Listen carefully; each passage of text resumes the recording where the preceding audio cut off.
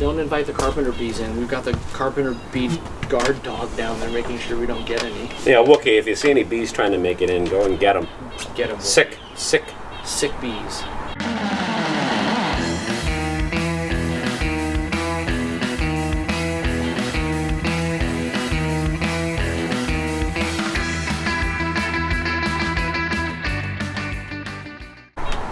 Hi everyone, this is Ray, or some of you might know me as Tiki With Ray, and today I am in my friend Eric Allred's tiki shed called the Edmonds Sneaky Tiki Bar. The Edmonds Sneaky Tiki Bar, but if you notice on the outside of this bar stands two very, very large tikis that Eric acquired. And when I saw them, I thought to myself, there's a story there, there's an episode there. And then when I came up with the idea of like, ooh, I can call it A Tale of Two Tikis, then it's like, then we had to do it. Absolutely. And I'll never forget, because you let me, you like, hey, I just got these two large, like, what, 8 foot long tikis? Yeah, they're actually almost closer to 9 foot. They're I thought they were 8 foot. And I'm like, what?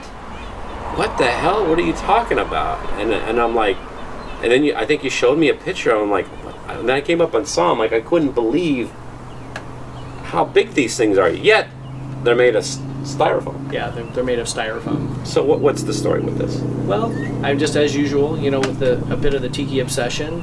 I found myself, looking at like the tiki collectors, Facebook pages, and other ones, and every once in a while things will come up. And let's see, Johnny Emmerich, I think it's Emmerich Ironworks, and he had a picture of a really cool old pickup truck of his, and in the back of the pickup truck had these two enormous tiki carvings, and I thought they were the coolest things ever. And you could see all these people posting things on it, like, these are really cool, blah blah blah. And then someone said, hey, are these for sale? I said, yes, they are. And so I reached out to Johnny. He said that he thought that they'd been used as part of a movie set at one point or another, wasn't sure exactly. He found them somewhere in the Long Beach, California area, so it kind of makes a little bit of sense. What, like at an antique store? He was not specific. I ended up working through Urban Americana, which is, I think, the place that he works with for, I think, both his artwork and these items, and then worked with them to have them shipped up. The person who brought them up apparently makes a run up this direction every 2 or 3 months. He's a picker himself, and so he just threw those bad boys in his big gigantic rig and brought them on up here for me after I picked them up. Now the unfortunate thing is that they're a little bit taller than I thought they were going to be. For some reason, mentally I thought 8 feet, that will fit in my basement build out that I'm going to be doing, working on the bar area there. And then I realized when I got them that they're 9 feet tall. And so if they were actually smaller, they actually work a little bit better than what you're going to try to do with them. Yes, I have a plan. So the original plan was to have them inside your basement where you're building another bar. Yes.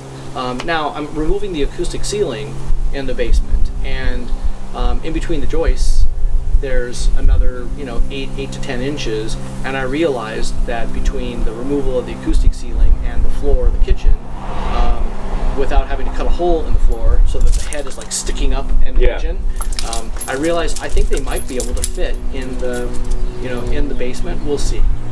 But for now, they're out here. For now, they're out here, and as long as the weather's okay, yeah, you can have them out. But here's the thing: they are made of styrofoam. Yep. They're surprisingly light. Yeah, they probably weigh, I'm thinking, about 25 pounds each, maybe. Yeah, it's not much. You can, the main thing is that they're also pretty susceptible to damage. Oh yeah. I'm planning on doing a little bit of restoration work on them in places where the paint has been kind of chipped down to the styrofoam. The other thing is that styrofoam in general doesn't weather very well outside. So no. The UV light, but plus all the water and the moisture and the heat and the sun, all that stuff breaks down styrofoam pretty quickly. So my plan is to put them up when I'm doing things out here with people, and then they're easy to store, so I'll just put them under cover, wrapped up in a piece of plastic, and that should preserve them. I think what's interesting is that you're saying that he says he thinks that they might have been in a movie. Yeah, I think he thought that they were a movie prop for a set.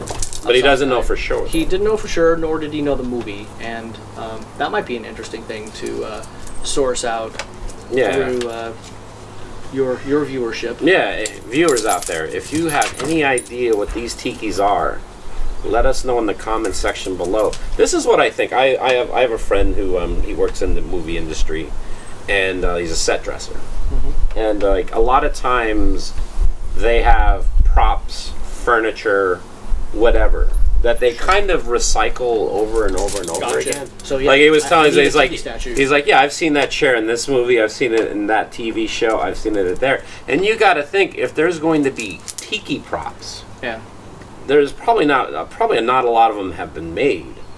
I mean, I'm sure there's some like actual wooden, of course, props out there, but I'm guessing this would be easy. But I bet you.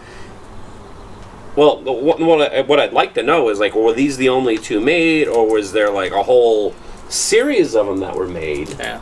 And then there's a couple out there somewhere else. That'd be interesting. And you gotta think, like,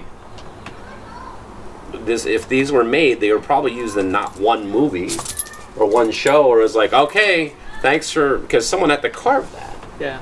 Yeah, I think they were carved instead of formed. So sometimes when you're doing fiberglass or other kinds of...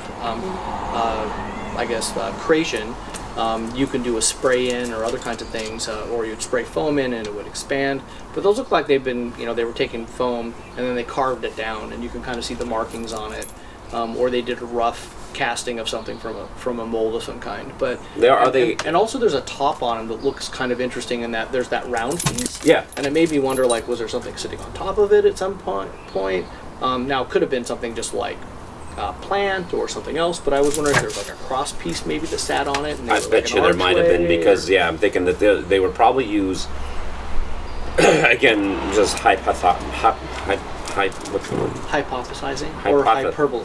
Hypothesizing that I am thinking if someone was making two tikis that big, they would be in an entranceway. Yeah, I was thinking the same thing. Going into a bar, and there was some kind of thing that would overarch it. Oh, maybe it was a tiki cave. Maybe. Tiki treasure? I don't know.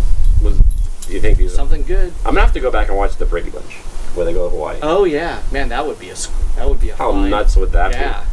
But I'd have to change the theme of my downstairs bar to the Brady Bunch Hawaii trip, along with all the outfits. I was just looking at some of those outfits this last week, and I was thinking, man, I could probably sport a couple of those things. The big lapel collars. Yep. I'm so in.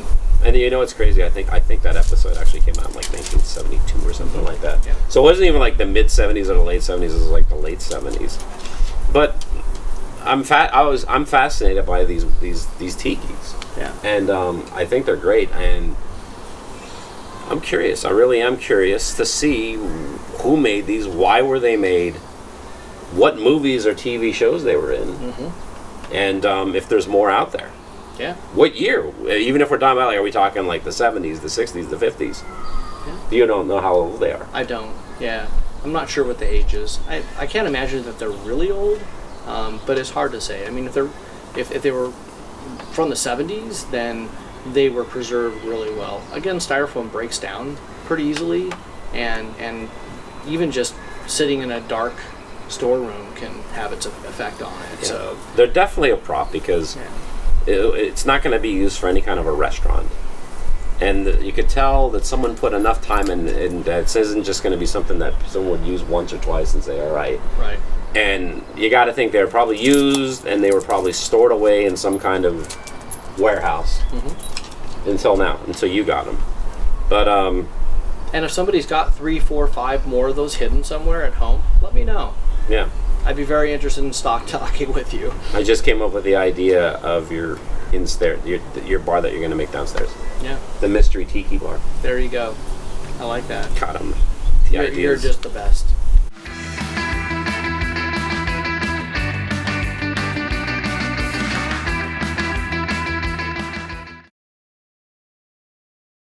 Hey gang, this is Tiki with Ray, and I just want to say thank you very much for checking out my video.